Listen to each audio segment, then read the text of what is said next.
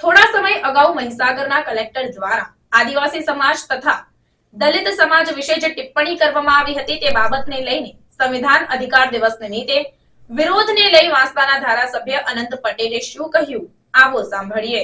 જે મહીસાગર જિલ્લામાં અમે ચેતરભાઈ સાથે સાથે લુણાવાડાના આપણા ધારાસભ્ય ગુલાબસિંહ સાથે અને અન્ય સમાજના આગેવાનો તેમજ દલિત સમાજના આગેવાનો તેમજ અન્ય કચડાયેલા વર્ગોની સાથે ખાસ લુણાવાડા આવવાનું અમારું કારણ એ છે કે થોડા સમય પહેલા મહીસાગરના કલેક્ટરે જે આદિવાસી સમાજ વિશે જે ટિપ્પણી કરી છે અને આદિવાસી સમાજ તેમજ દલિત સમાજ વિશે ન છાજે એવી વાત કરી છે, એના વિરોધમાં આજે સંવિધાન અધિકાર દિવસે કલેક્ટર શ્રી પાસે જવાબ માંગવાના છે કે તમે જે આદિવાસી સમાજ એટ્રોસિટી એક્ટ 90% ખોટી હોય છે એની વાત કરી, એના પુરાવો જો એમની પાસે હોય અમે પુરાવા માંગવા જવાના છે।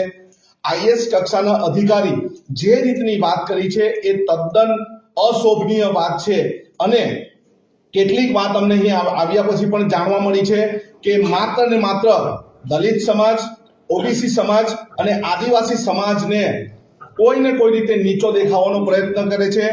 આવનારી 6મી તારીખે પણ અમે કલેક્ટર કચેરીનો ઘેરાવ કરવાના છે। આવનારા દિવસોમાં આદિવાસી સમાજ, દલિત સમાજ, અન્ય કચડાયેલા સમાજ વિશે જો એમણે કોઈ પણ ટિપ્પણી કરી હોય તો અમે એમના પર ફરિયાદ પણ કરવાના છે। આગામી રણનીતિ શું રહેશે?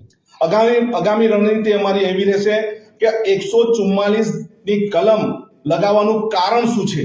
આગામી રણનીતિ અમારી એ જ રહેશે કે અહીંના મંત્રી જે આદિવાસી સમાજમાંથી આવે છે કુબેરસિંહ ડિંડોર ચૂપ કેમ છે અને આવનારા દિવસોમાં અહીં અમે એક અઠવાડિયું રહીને ગામડે ગામડે ફરીને 6 તારીખના આંદોલનની તૈયારીના ભાગરૂપે અમે ગામડે ગામડે ફરવાના છે।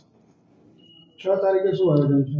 6 તારીખે અમે કલેક્ટર કચેરીનો ઘેરાવો કરશું અને એમને તાત્કાલિક સસ્પેન્ડ કેમ ન કરવા એના વિશે અમે લડત ચલાવીશું।